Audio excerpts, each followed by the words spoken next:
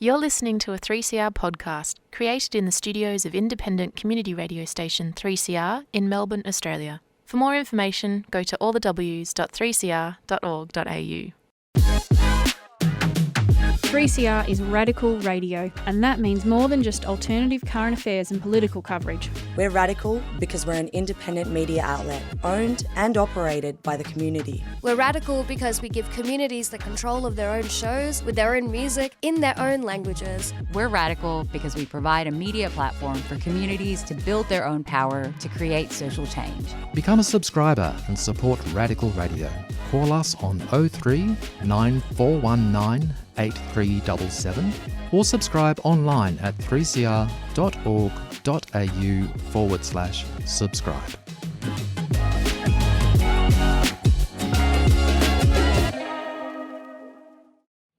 Evil minds that plot destruction, sorcerer of death's construction, in the fields of bodies burning, as the war machine keeps turning, death and hatred to mankind, poisoning their brainwashed mind. Welcome to the Anarchist World This Week, broadcast across Australia on the National Community Radio Satellite. Listen to the Anarchist World This Week, Australia's sacred cow slaughterhouse. Listen to analysis of local, national, international events. Listen to analysis you'll never hear anywhere else.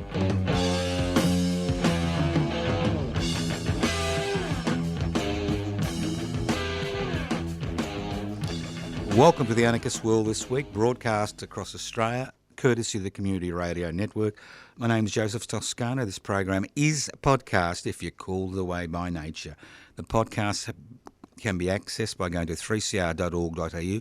This program is coming to you from the studios of 3CR in Melbourne and is broadcast across Australia by the Community Radio Network. Anarchism, anarchos without rulers. So what's anarchism all about? Is it about death, destruction, the type of shit we're seeing around the world today? Or is it something different? Well, anarchos means without rulers, from the ancient Greek without rulers, not without rules, as most people assume, but without rulers. What gives rulers the ability to determine the lives of billions of people and, sacrifice them on the altar of God, king and country? Inequalities in power and wealth. So the anarchist struggle is the struggle to devolve or share power, possibly with direct democratic means, and it's a struggle to hold in wealth in common and use it for the common good. Exceptionally simple concepts.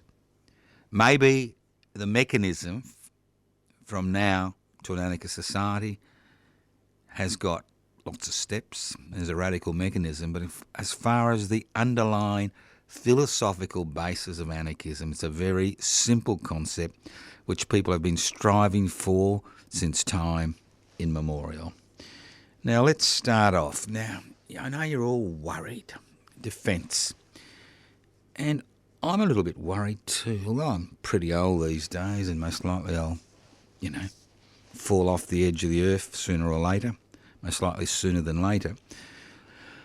The fact is that Australia has put all its defence eggs in the same basket, all the way with the USA, irrespective of how flaky the US administration is.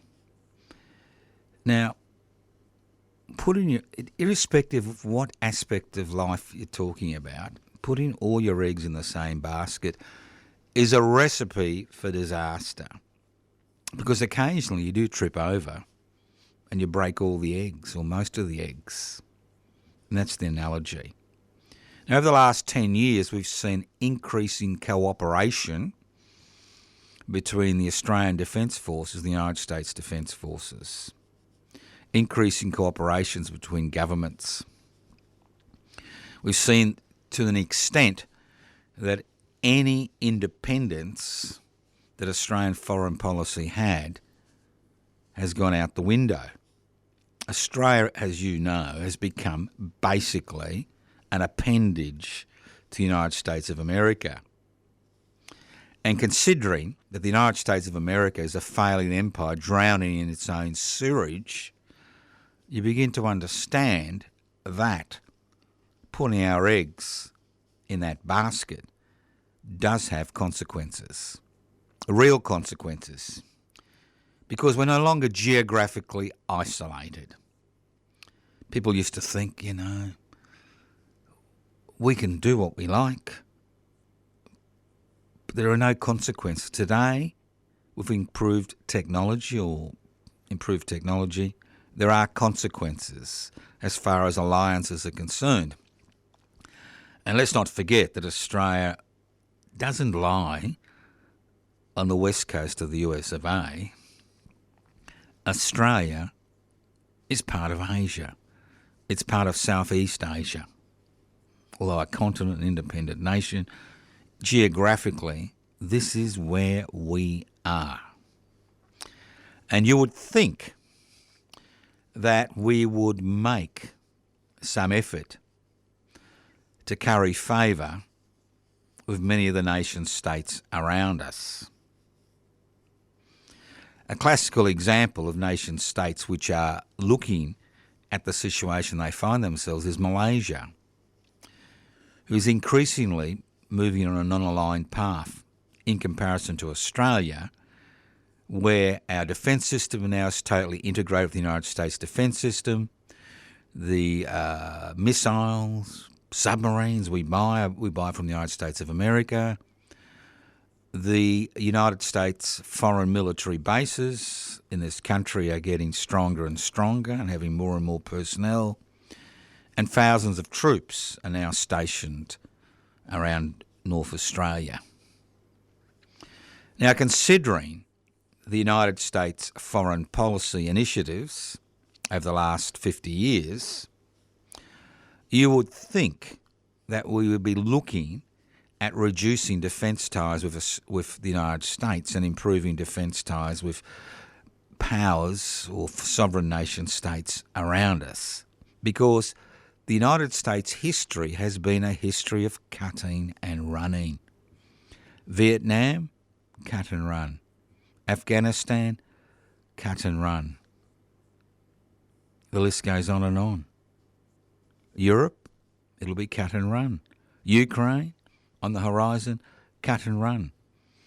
Having a United States government which is populated by America First sentiment, you begin to understand that as far as we are concerned, if it comes push to shove, there will be no effort by the United States government to defend this country.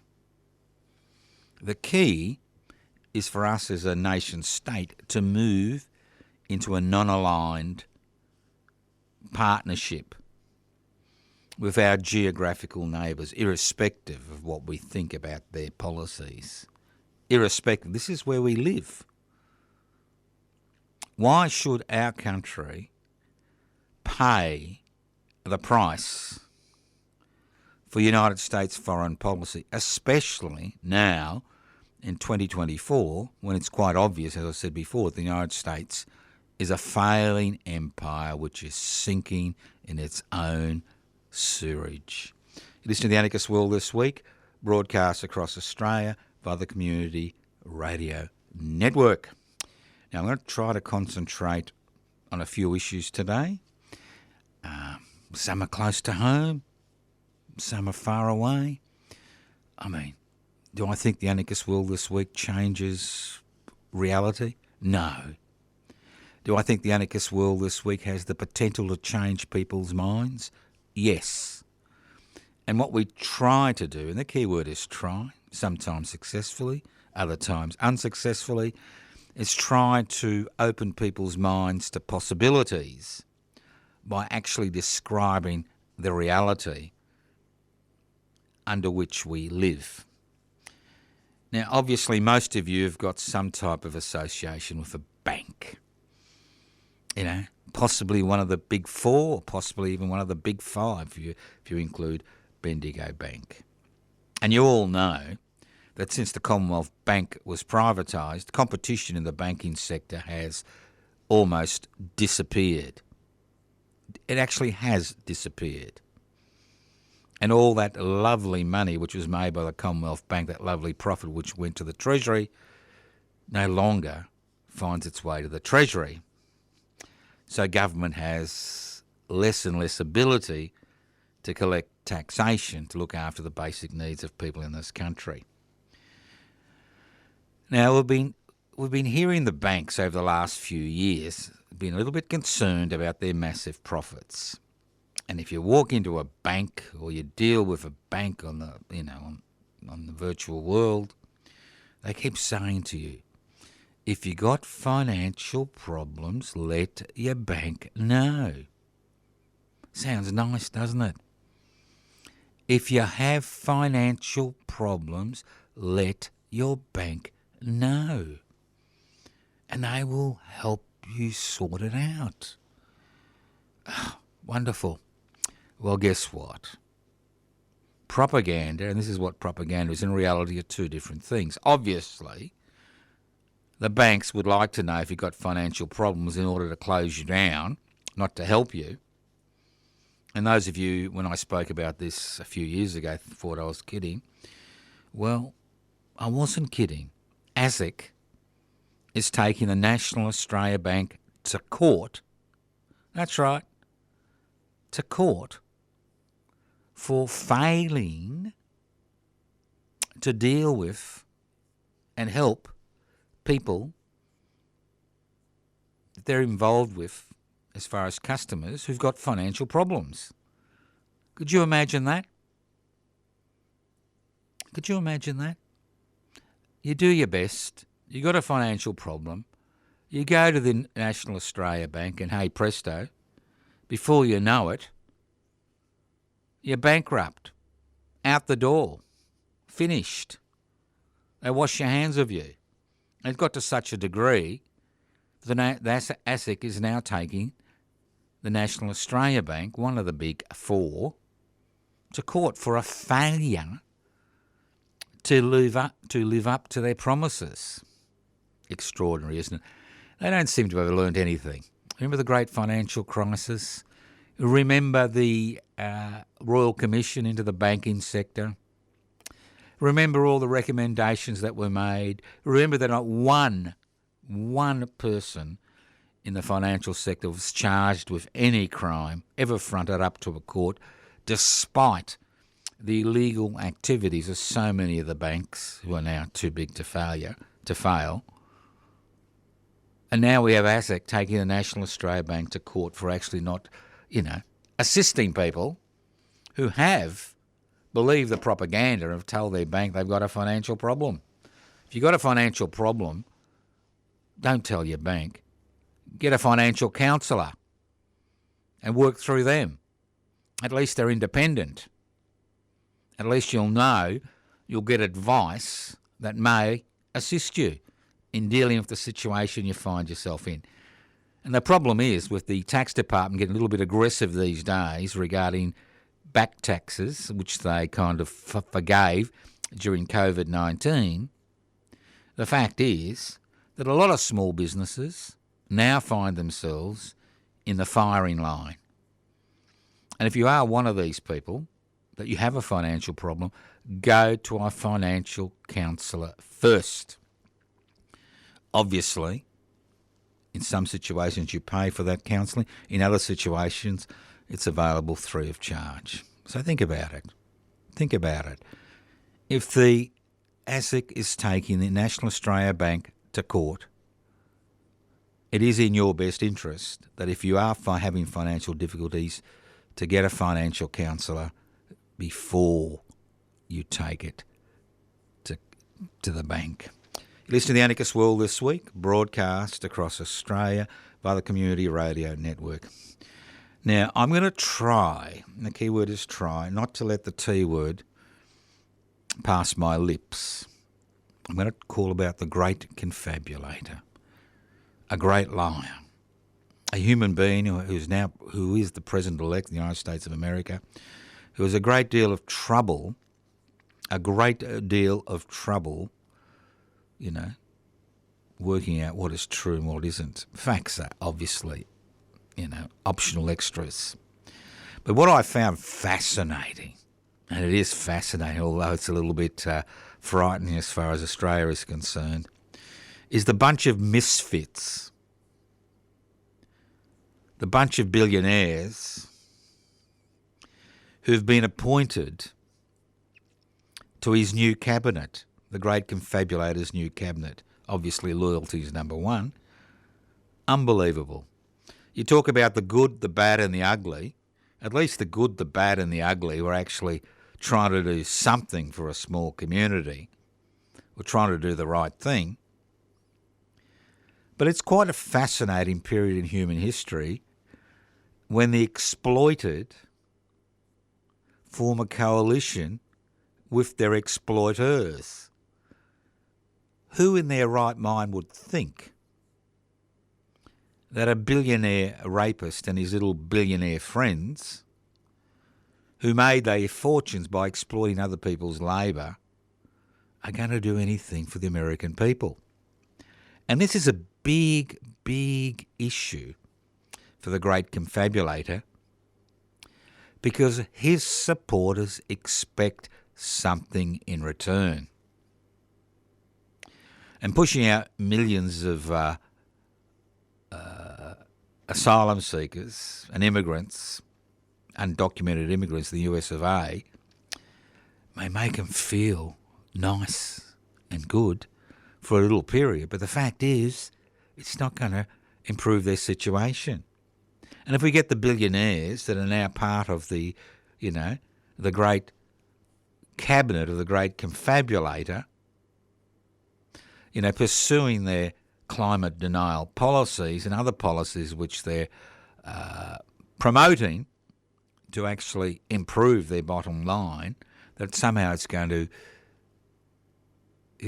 help the American public, especially the American public that was so disillusioned with the current processes that they put their eggs in the great confabulator's basket. Well, the fact is no billionaire has helped anybody in the history of the human race, and no billionaire is going to do anything to actually minimise their profits. So, what do I predict? Well, I predict over the next few years massive riots in the United States of America as people begin to understand that the problem isn't the other, but the problem is the very people they formed an alliance with, who've become rich and fat on exploiting them and their labour. Let's see what happens. I haven't got a crystal ball. You haven't got a crystal ball. But when you've got a crumbling empire, when you've got a dying empire, the impacts can be quite catastrophic on the people that empire encompasses. You're listening to The Anarchist World This Week, broadcast across Australia via the Community Radio Network. My name's Joe Toscano. What a loser. President Joe Biden. What a total loser. Right? Should have resigned. Well, he should not resigned. He should have said years ago that he wasn't going to stand for a second term. He leaves it for 100 days before the election to put his deputy in as a presidential candidate, making it very difficult for her to actually generate any campaign, having to rely on celebrity endorsements. What a total loser. There are two major conflicts in the world today. One is the Russian-Ukrainian conflict. The other one is the Israeli-Gaza southern Lebanon conflict. So what does Joe Biden in his dying days, well, his presidential dying days, does? He gives the Ukrainian people the opportunity to use American-made missiles to up the ante in the Ukrainian-Russian conflict. Irrespective of what you think of that conflict, this is a particularly dangerous strategy, especially when you're dealing with a nuclear-armed state. But more importantly than this is the fact that he has totally forgotten about the suffering in Gaza.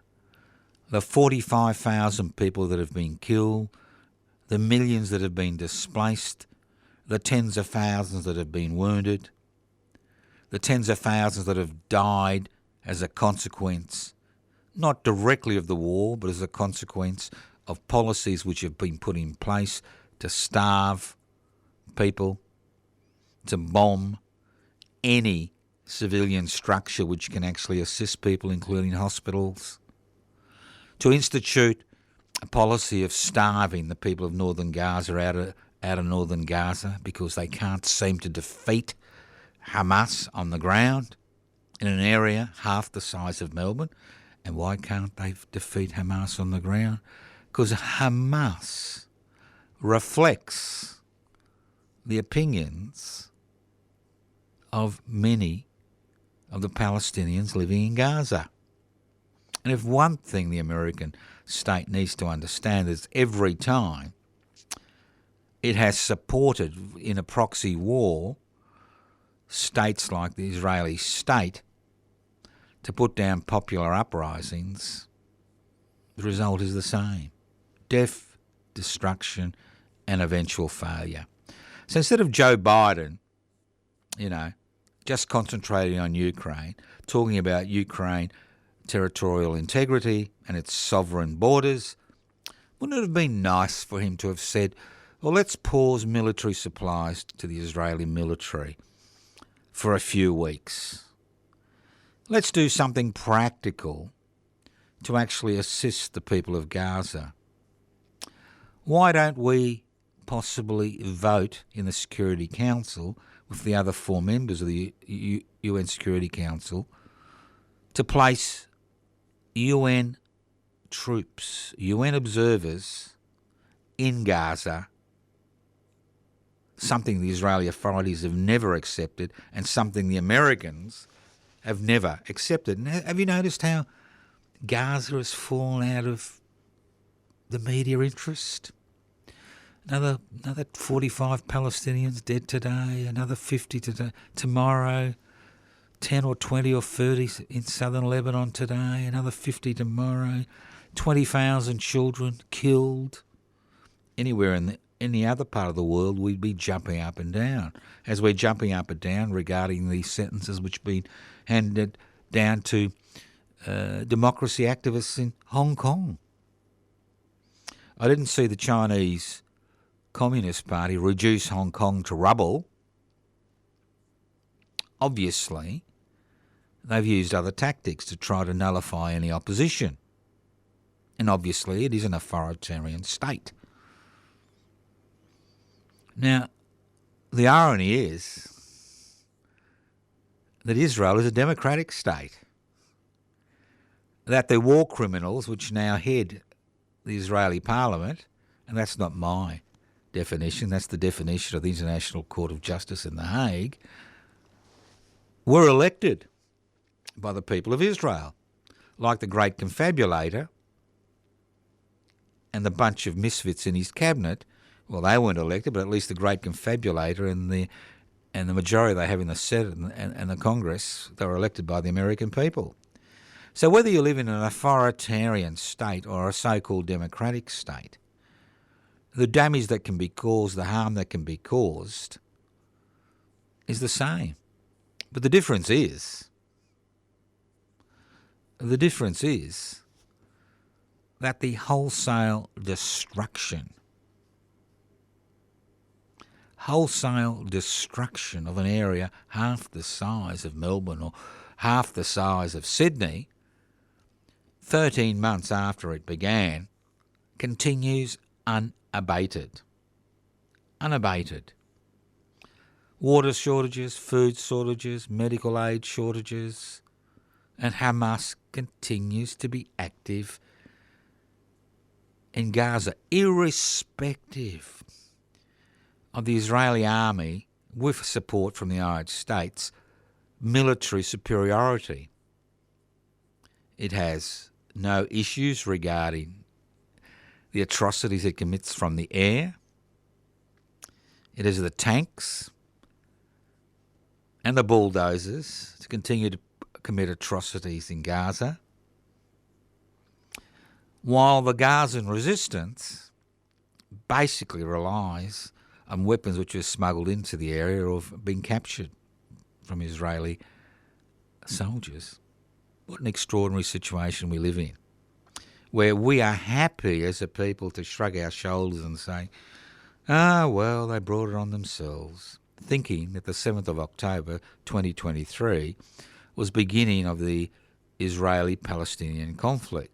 It has a 70-year history, and that's what we need to remember. Things don't just happen, they happen for a reason. So all I can say is Joe Biden, total loser. Refused to abdicate, to give his deputy president a chance to be elected. Allows Ukrainian forces to use American-made missiles into Russia, and continues to support the war criminals which now rule, courtesy of the Israeli people, the Israeli parliament and the Israeli people.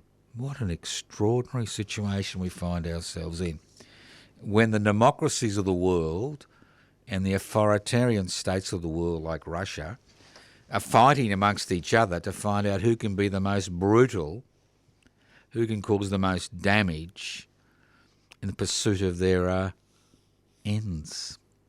Listening to the Anarchist World this week, broadcast across Australia by the Community Radio Network. My name is Joseph Toscano. I'm hosting today's program. A few things before we move on to, I think, what's a major local issue. Just like to remind people about the West Papuan independence struggle.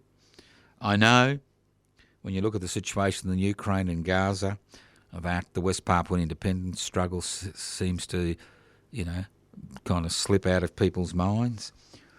Well, for the last decade, I've been the convener for the West Papuan Rent Collective, and the purpose of the Rent Collective was to raise money to pay the rent for a permanent office for the West Papuan independence movement, to conduct and coordinate a worldwide struggle for West Papuan independence. So we've been doing that for about 10 years. It's not just some little back door office, but a prominent office which can act as a consul or an ambassador, as an embassy for the West Papuan independence struggle. And for the last 10 years, ordinary people, not the rich and famous, not the Reinhardts of the world, not the Albaneses of the world, not the Morrisons of the world, but ordinary people, many on limited incomes, contribute to the West Papuan Rent Collective on $1 a day thing. Now, this Sunday, the 24th of November, obviously if you're listening to a podcast, the 24th of November may have come and gone. Join us at 1 p.m. if you find yourself in Melbourne. 1 p.m. The West Papuan office is open to the public. Be having a lunch from 1 p.m. to 2 p.m. Guest speakers from 2 p.m. to 3 p.m. and 3 p.m. to 4 p.m. or around 3:45 will be an auction to raise more money for the Rent Collective, because when you rely on a group of volunteers to provide assistance, there's always people who need to drop out for a variety of reasons. So we need more members for the Rent Collective, at least another 15, that's $1 a day. But if you can't afford that, well, come along and maybe you can see a gift there. You can buy a gift for one of your relatives or friends for Christmas or the end of the year, irrespective of what you survive. Instead of going to some plastic mega corporation or Amazon to buy your gifts, enrich the bastards, why don't you come on Sunday the 24th, come to the auction. Handmade stuff, timber stuff, textile material, paintings, handmade material by people who've got a little bit of goodness in their heart, who volunteer their time to make this material, to be auctioned, and the money goes to the West Papuan rent account. And maybe if you're there on the day, you may decide you want to join the West Papuan Rent Collective. So 1 p.m. to 2 p.m, lunch. 2 p.m. to 3 p.m, guest speakers. 3 p.m, the auction. And at around 4 p.m. will be the West Papuan Community Choir, which will serenade people. So I hope to see you there. The more, the merrier. I think it's important that in our part of the world, we've seen some of the worst atrocities that occurred in the 20th and now the 21st century occurring in West Papua, where over 500,000 people have indirectly or directly died as a result of the struggle. That's almost 50% of the population. Come and join us. And if you think that the new Indonesian government is going to give them independence, think again. The new president is a war criminal. He's got a track record in West Papua and Timor, and he's going to solve the West Papuan independence problem by actually increasing the transmigration program to West Papua. So think about it. If you got the time, join us at 1 p.m, Sunday the 24th of November, Docklands, 838 Collins Street. Come round to the back where the meeting room is and the eating facilities are. Let's move on. Now, universities have been crying poor. That's right. Universities have been crying poor recently. And Mr. Dutton, the Prime Minister in waiting, the little great confabulator, not the big great confabulator, he's in the USA, the little great confabulator, has been jumping up and down about students, international students, and I noticed that he's using words like accommodation should be for Australian citizens. He forgot the 20% of Australians who are actually residents but not citizens, but maybe they can live in tents. I won't pull him up on that. He is the little confabulator. So why are the universities in this pickle? This is what I'm really interested in. You see, successive federal governments have washed their hands of the university sector, and the amount of resources which are directed to universities, which supposedly are there to train people to fill those gaps in society, to provide services to the population. So universities have been relying on foreign fee-paying students to make up the difference. So they can conduct research, so they can actually continue teaching locals. Now they've become such a significant part of the university university campuses across the country, that what we've seen is a decrease in enrolments from Australians. That's a fact. And as they've had to rely on the private sector to keep the universities function, we've seen a total change in the orientation of universities.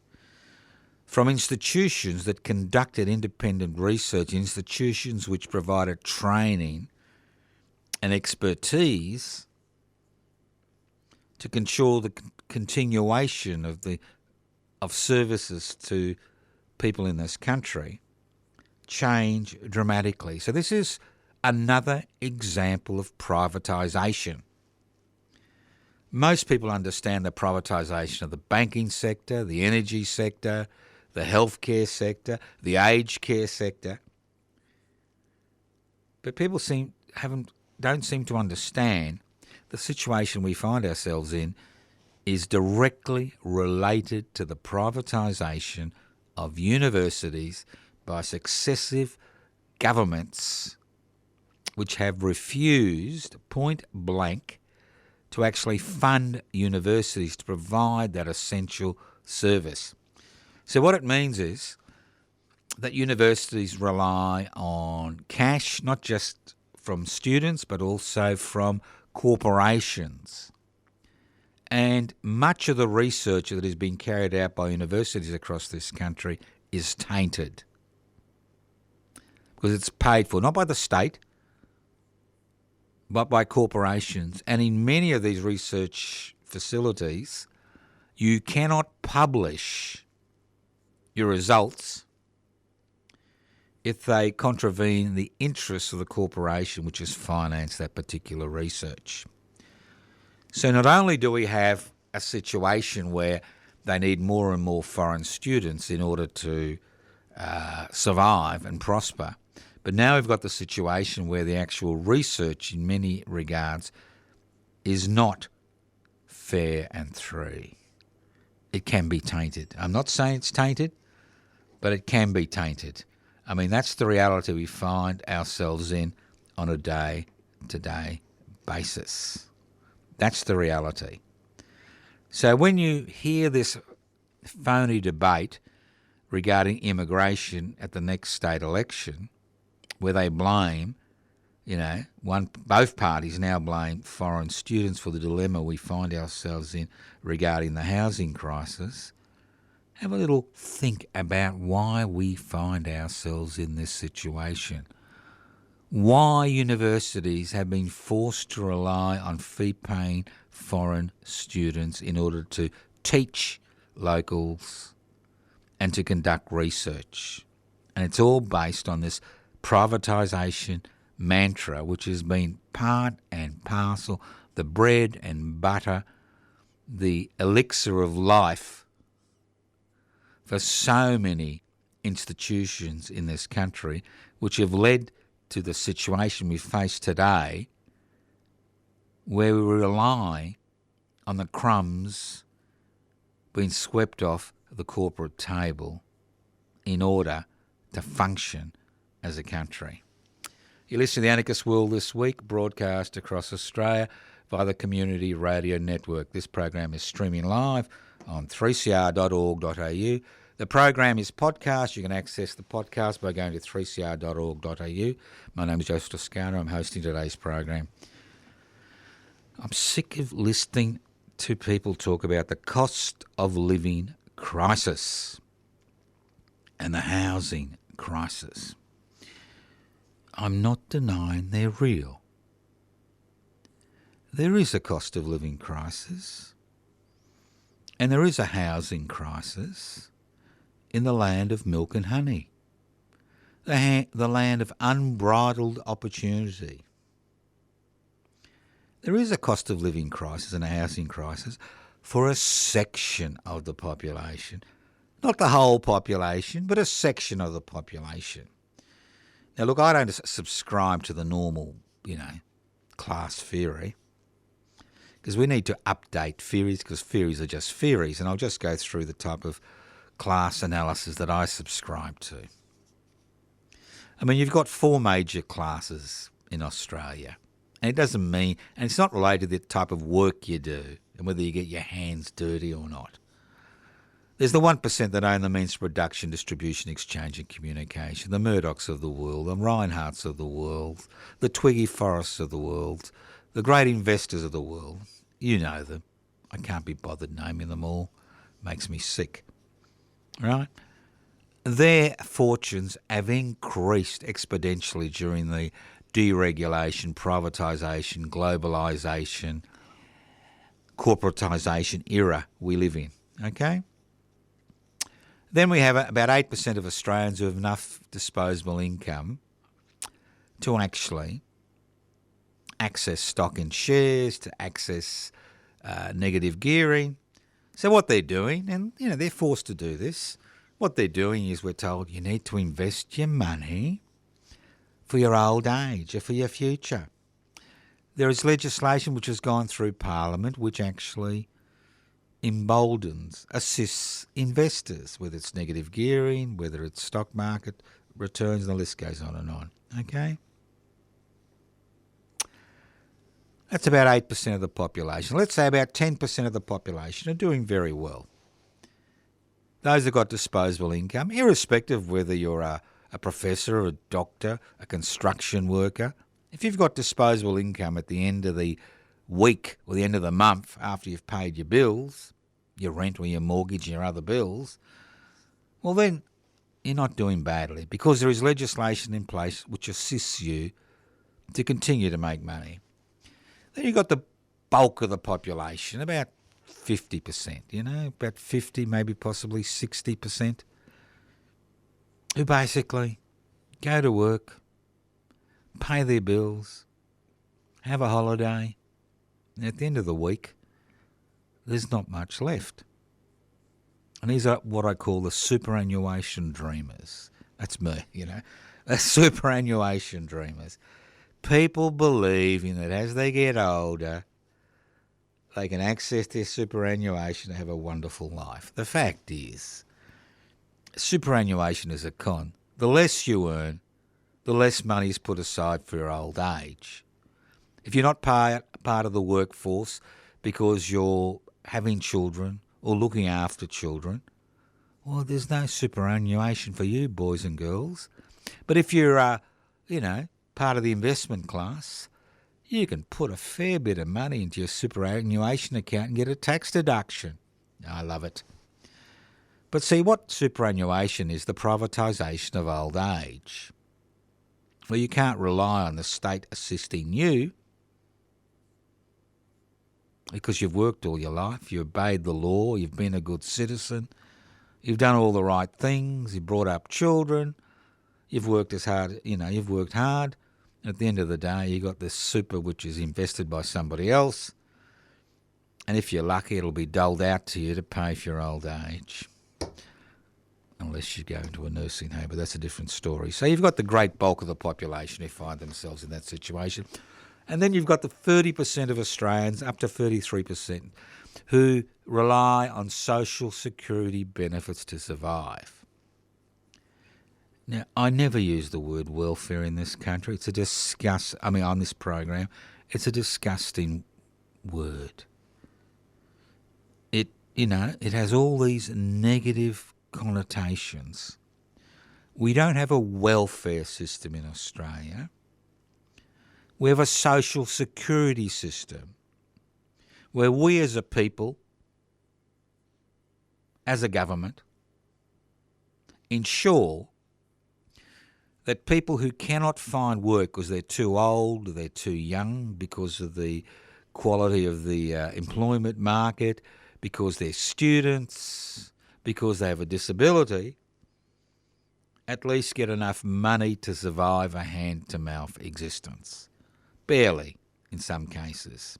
So these are the four classes. Your 1%ers, your investment class, about 8% of the population, then the bulk of the population, about 60%, who, don't have disposable income at the end of the day, relying on superannuation when they retire, and then you've got your 30 to 35% of people on social security benefits, right? Now, obviously, when you have a cost of living crisis and a housing crisis, the people who suffer the most are not the 1% that own the means of production, distribution, exchange, not the investment class, but that 60% that has difficulty in meeting their day-to-day commitments, and the 30% that rely on social security benefits to survive. They're the ones who are bearing the cost. That's right. They are bearing the cost of the living crisis and the housing crisis. Now we see political party and institutions that have promoted a private investment for private profit mantra for their whole existence, tearing their hair out, if they got any, I don't think Peter has, regarding the living crisis, cost of living crisis, and the housing crisis, when they have created a society which has created this crisis.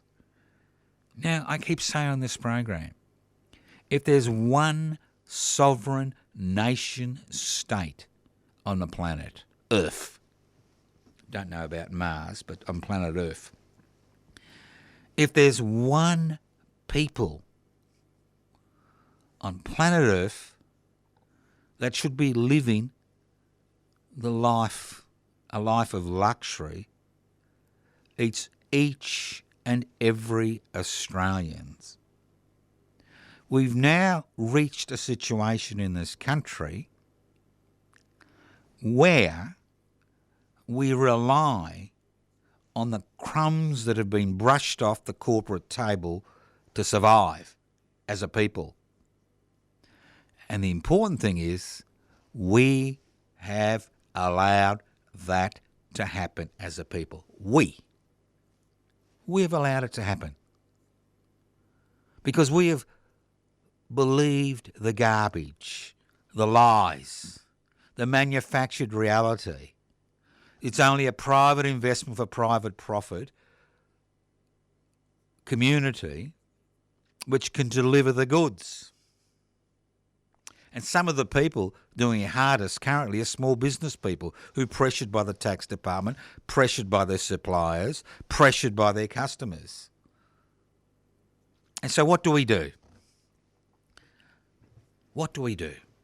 Do we follow the example of the great Confabulator and create all these fake expectations, this fake news, increase the divisions in society, increase divisions based on,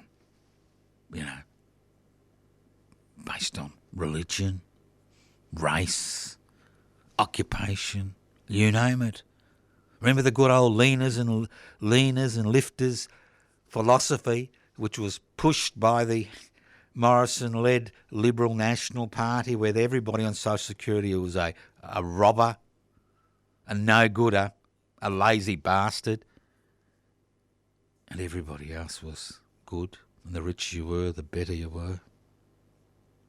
So the cost of living crisis is totally related to the institutions and the type of government we have.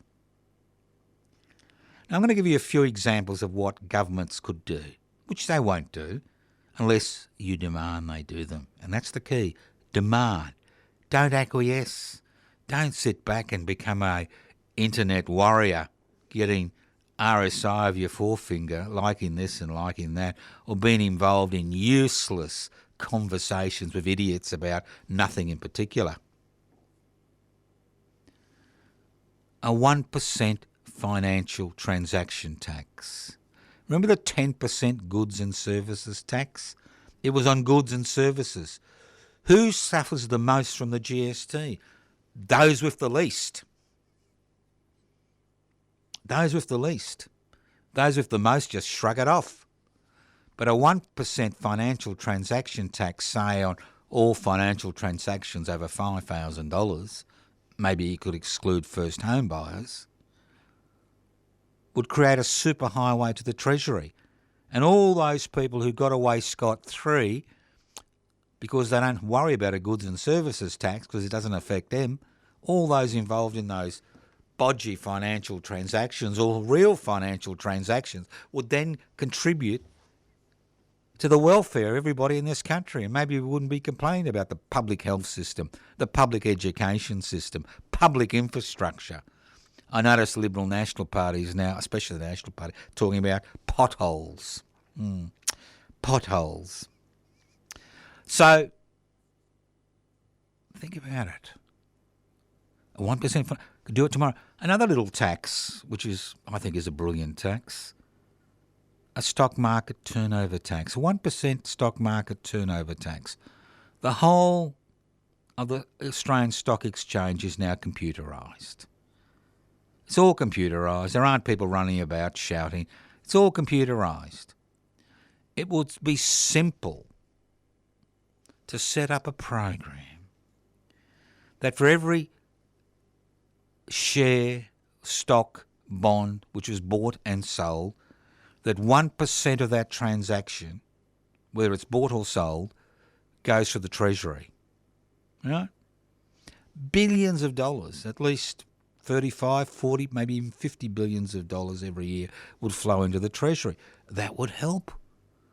Provide decent health care, maybe universal dental care.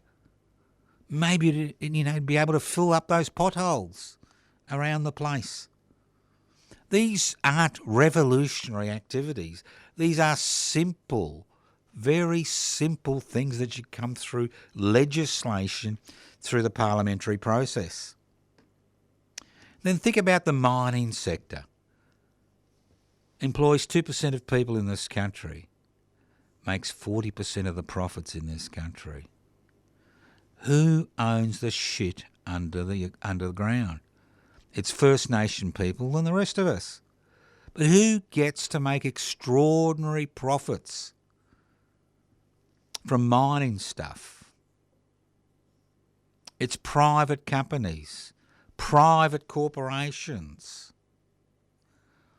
Wouldn't it be nice if they were asked to pay 50% tax?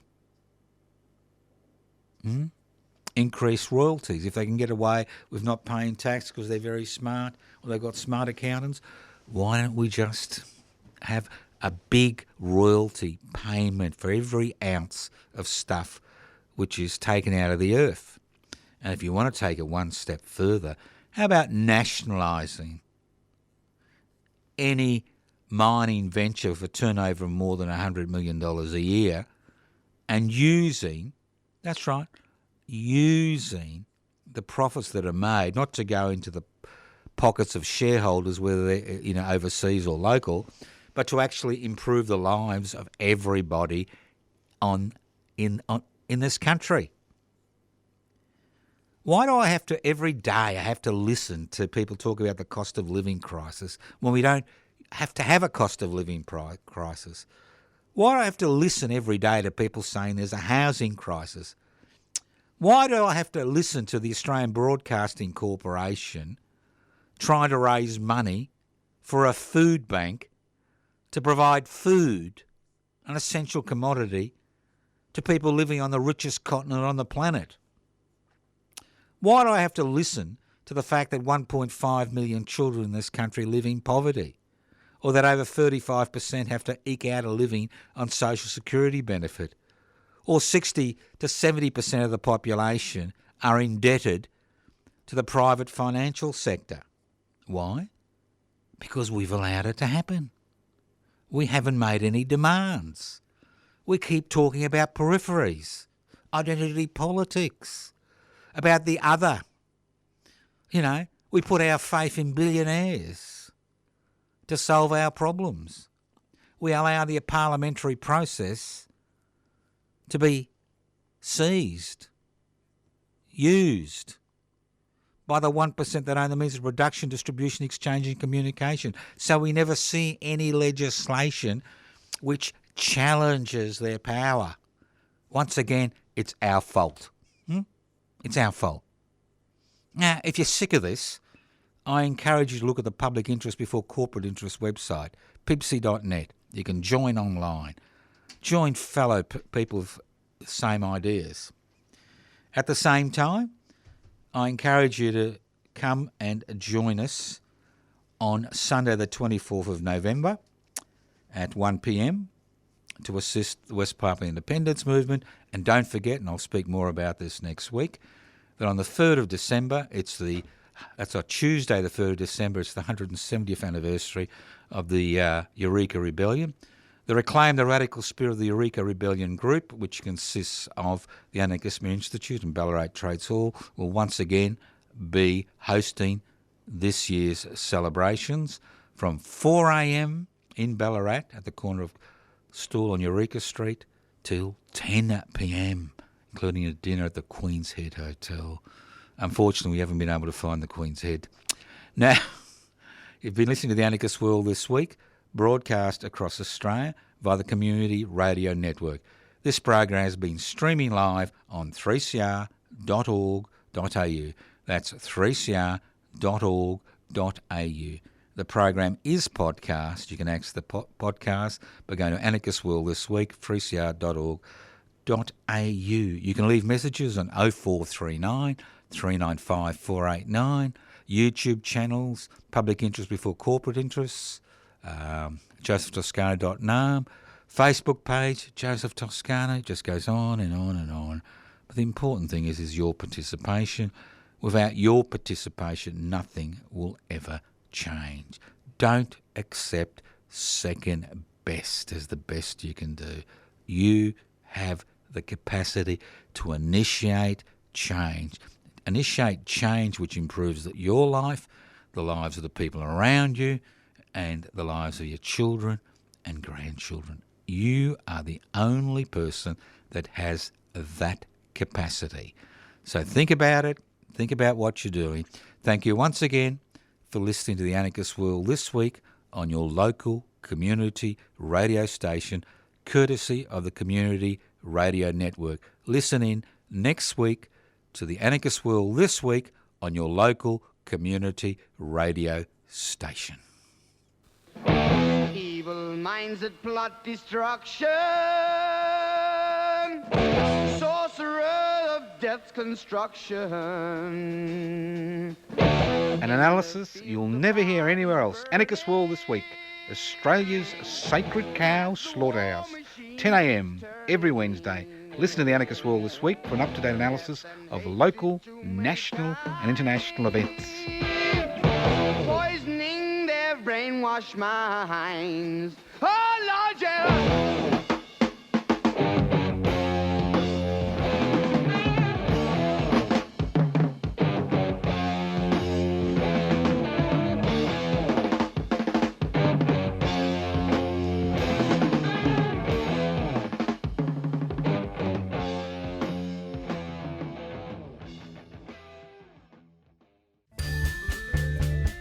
.3CR is about community, and we welcome your participation at the station. 3CR is open to a wide diversity of volunteers and is a great way to connect with Melbourne's activist community. Have you ever thought about volunteering, doing a reception shift, getting a program on air? Training in radio skills or contributing to one of the station's committees. There are many ways to be involved at 3CR. To find out more, go to 3cr.org.au and get in touch.